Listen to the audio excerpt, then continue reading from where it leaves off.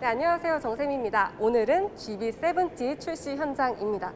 처음에 사진이 공개됐을 때 포르쉐 마칸과 닮아서 한국판 마칸이다, 뭐 이런 얘기가 있었는데 실제로는 어떨까요? 그럼 지금부터 저와 함께 GB70 만나러 가보시죠.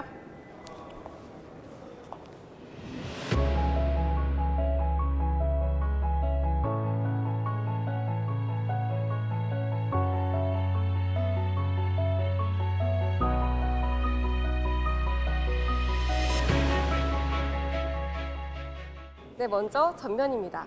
GB70은 제네시스 라인업 6개 중에 5번째 모델인데요. 제네시스 디자인 기본 철학인 역동적인 우아함 중 역동성이 강조됐습니다. 좀 더 자세히 볼까요?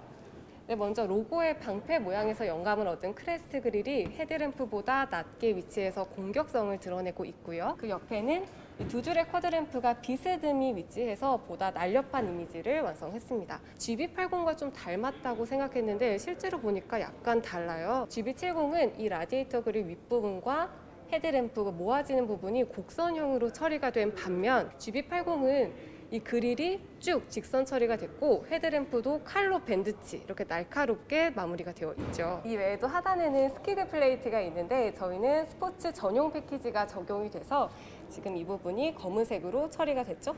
측면입니다. 마치 옆에서 보니까 이 루프라인이 쿠페를 연상하게 하는데요. 측면에서는 선을 꽤 다채롭고 영리하게 썼습니다. 이 C필러 부분을 크롬 처리해서 좀 더 강인한 SUV의 이미지를 줬고요. 동시에 G80과 GB80에 적용됐던 이 파라볼릭 라인이 적용이 돼서 보다 좀 우아한 이미지를 주고 있죠.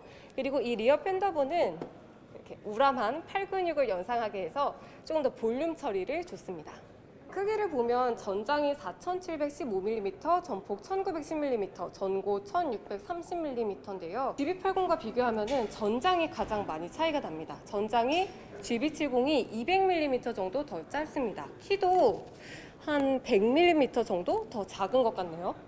네, 후면입니다. 이 친구가 해외에서 좀 호평을 얻더라고요. 전면과 마찬가지로 두 줄의 쿼드램프가 적용이 됐는데 꽤 길어요. 지금 손바닥이 한 10개 정도 들어갔는데 이렇게 길게 위치를 해서 완성도 있는 마무리를 하고 있죠. 범퍼에는 G 매트릭스 패턴이 적용됐고요. 스포츠 전용 패키지는 배기구가 이 원형으로 위치하고 있습니다. 또 디퓨저는 차체와 같은 색상으로 처리됐네요. 네, GB70은 총 12가지 외장 색상을 제공하는데요. 이번에 3가지 컬러가 추가됐어요. 마우나 레드, 유광 바로사 버건디, 그리고 무광 바로사 버건디 이렇게 3가지인데 레드에 꽂힌 것 같죠? 이게 마우나 레드 색상인데 GB70에 얹혀질 경우 어떻게 표현될지 좀 궁금하긴 하네요. 이 외에도 6개의 유광 컬러 그리고 3개의 무광 컬러가 있습니다.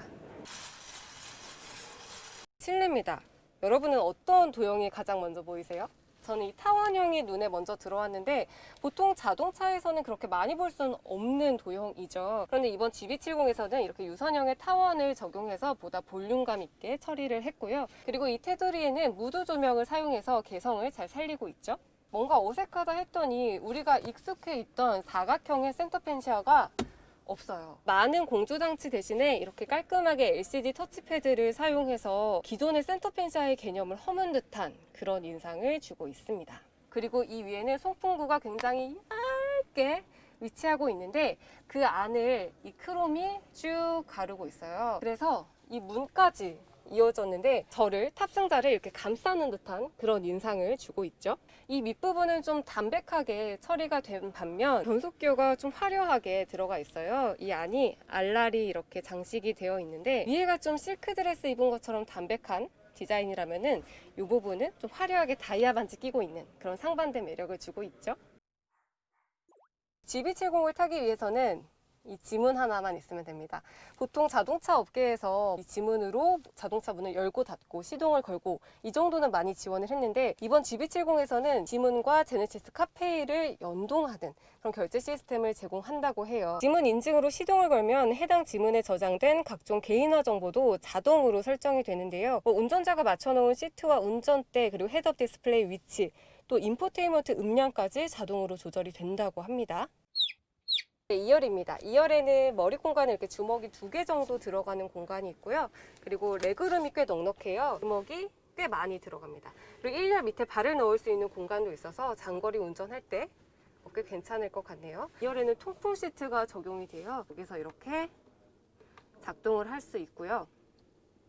송풍구도 있네요. 2열의 리클라이닝은 이 정도까지 지원이 되네요.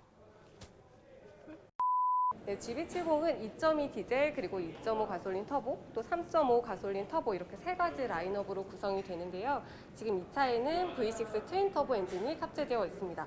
아무래도 고성능 차를 내세운 만큼 성능에 대한 관심도 컸었는데요. 가솔린 3.5 터보 모델의 최고 출력은 380마력 그리고 최대 토크는 54.0입니다. 특히 가속 성능을 최대한 런치 컨트롤이 기본 적용돼서 제로백을 5.1초까지 단축시켰다고 하네요.